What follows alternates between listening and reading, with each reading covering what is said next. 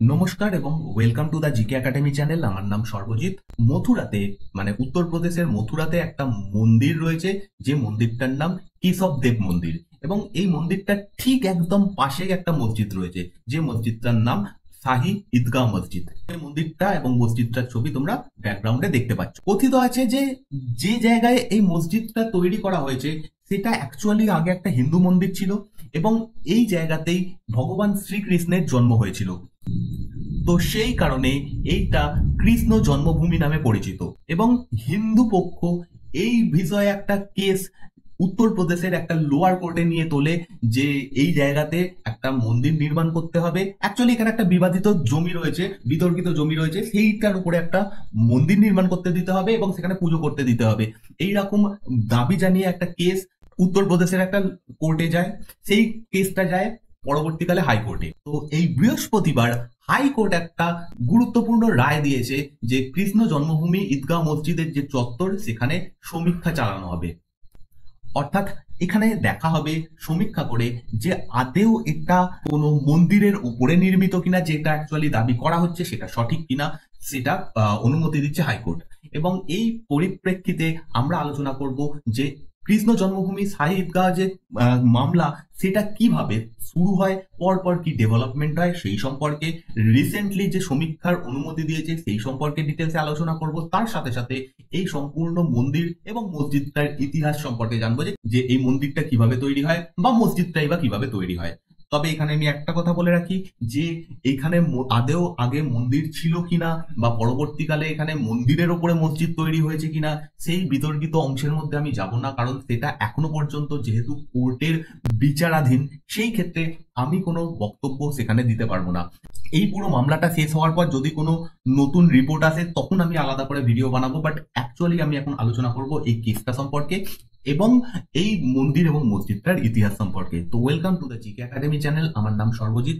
তোমরা যদি এই চ্যানেলে নতুন হও, প্লিজ সাবস্ক্রাইব করে পাশে দেওয়া বেল আইকন টিপে দিও। এর সাথে সাথে আমার বানানো অন্যান্য ভিডিও তোমরা এই চ্যানেলের প্লেলিস্টে পেয়ে যাবে। কারেন্ট টপিক বলে একটা প্লেলিস্ট রয়েছে, যেখানে আমি সব থেকে গুরুত্বপূর্ণ যে সমস্ত কারেন্ট অ্যাফেয়ার্স রয়েছে সেইগুলোকে ডিটেলসে আলোচনা করি। এই প্লেলিস্টটা যারা দেখোনি অবশ্যই দেখো, নিচে ডেসক্রিপশনে এবং উপরে আই বাটনে আমি লিংক দিয়ে রাখছি। এখানে একটা নিউজ আর্টিকেল দেখতে পাচ্ছ, যে কৃষ্ণ জন্মভূমি কেস এবার চর্চায়, কৃষ্ণ জন্মভূমি মসজিদ চত্বর সমীক্ষার অনুমতি এলাহাবাদ হাইকোর্টের। প্রথম যে ঘটনাটা হয়, যে হিন্দু পক্ষ 18টা আবেদন জানায়। অ্যাকচুয়ালি এই মসজিদ চত্বরে একটা জমি রয়েছে, বিতর্কিত জমি। সেই জায়গাটাতে বলা হয় যে একটা মন্দির ছিল, দিয়ে সেই মন্দিরটাকে ভেঙে দিয়ে মসজিদ তৈরি করা হয়েছে। এবং এই বিতর্কিত যে জমিটা, সেই জায়গাতে নতুন করে মন্দির নির্মাণ করার দাবি জানিয়েছে হিন্দু পক্ষ, এবং সেখানে পুজো করার অনুমতি চেয়েছে।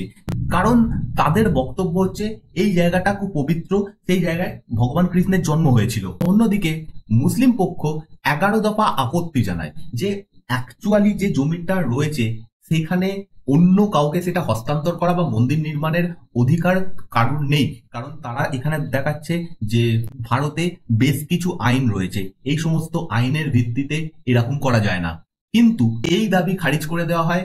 বিচারপতি মায়াঙ্ক কুমার জৈনের সিঙ্গেল বেঞ্চ বলে মামলাটা কোর্টে চলতে পারে। এবং তারপরে রিসেন্টলি একটা নতুন ডেভেলপমেন্ট হয়েছে এই কেসটাতে। কোর্ট বলছে যে এই ঈদগাহ মসজিদ চত্বর রয়েছে, সেইখানে পরিস্থিতি খাতিয়ে দেখবে। অর্থাৎ এখানে গিয়ে মসজিদ চত্বর এবং যে বিতর্কিত জায়গাটা রয়েছে সেখানে প্রপার ইনভেস্টিগেশন হবে, তার একটা নির্দেশ জারি করেছে কোর্ট। এবং তার মাধ্যমে দেখা হবে যে এখানে সত্যি করে কোনো মন্দির আগে ছিল কিনা। যারা আবেদনকারী ছিল তাদের তরফ থেকে জানানো হয়েছিল যে এইটা কৃষ্ণ জন্মভূমি, এই জায়গাতেই কৃষ্ণের জন্ম হয়েছে। এবং যে শাহী ঈদগাহ মসজিদ রয়েছে এটা অ্যাকচুয়ালি একটা হিন্দু মন্দির, এবং সেই হিন্দু মন্দির ভেঙে এই মসজিদটা তৈরি করা হয়েছে। অতএব এই জায়গাতে পুনরায় মন্দির নির্মাণ করতে হবে। এই নিয়ে যে মামলা, সেটা অ্যাকচুয়ালি উঠেছিল 2020 সালের 30শে সেপ্টেম্বর সিভিল কোর্টে।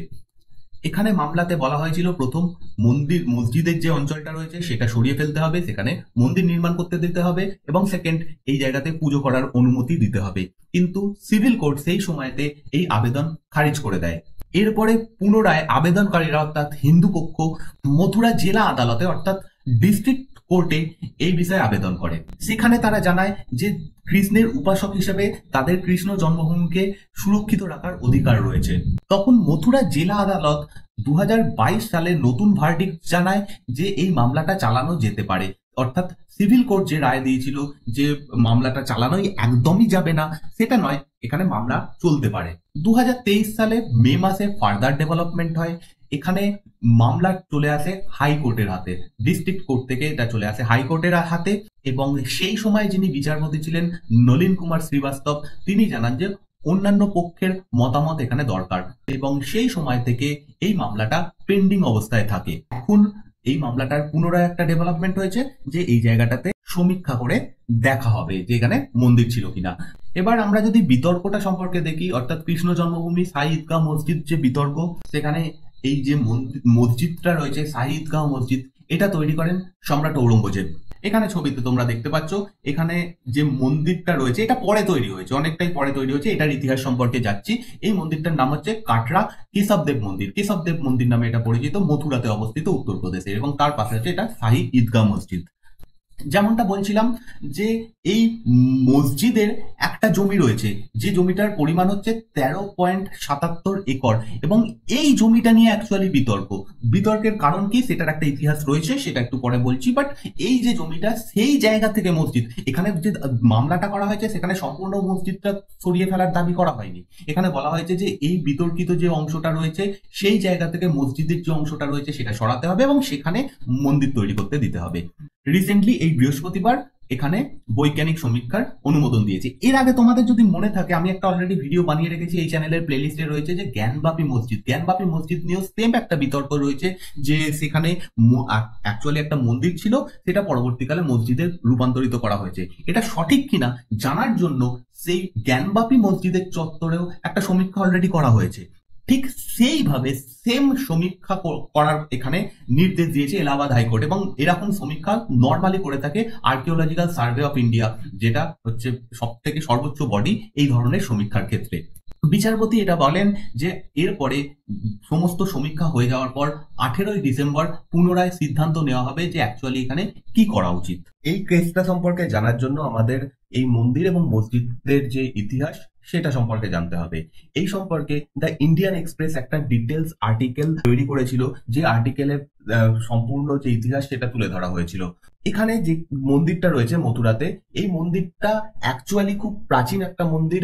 মনে করা হয় যে 2000 বছর আগে, আজ থেকে 2000 বছর আগে, প্রথম শতাব্দীতে এই মন্দিরটা নির্মাণ করা হয়েছিল। এরপরে একাধিকবার এই মন্দিরটার উপর আক্রমণ হয় মধ্যকালীন ভারতে।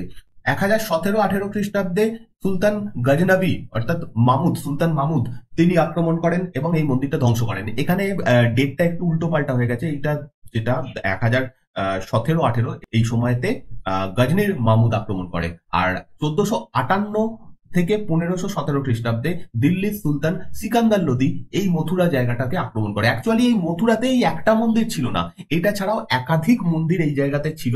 সেগুলো প্রথমে গজনীর মাহমুদ ধ্বংস করে, তার কিছুটা আবার পরবর্তীকালে ধ্বংস হয় সিকান্দার লোদির সময়।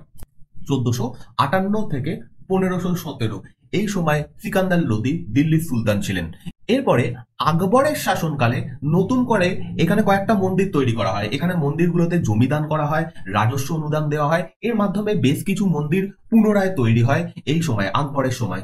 এরপরে জাহাঙ্গীর সিংহাসনে বসেন, এবং জাহাঙ্গীরের সময় এইখানকার একজন রুলার, যেখানে একটা রাজ্য ছিল রাজপুত রাজ্য, যেটা ওরছা নামে পরিচিত ছিল, এই ওরছা রাজ্যের যিনি রাজপুত শাসক ছিলেন, তিনি একটা মন্দির তৈরি করেন 1618 সালে। আজকে যেখানে এই মন্দিরটা রয়েছে, কেশবদেব মন্দিরটা রয়েছে, এক্স্যাক্টলি সেই জায়গাতে একটা বিশাল বড় মন্দির তিনি তৈরি করেছিলেন, এবং জাহাঙ্গীরের সময় এটা হয়।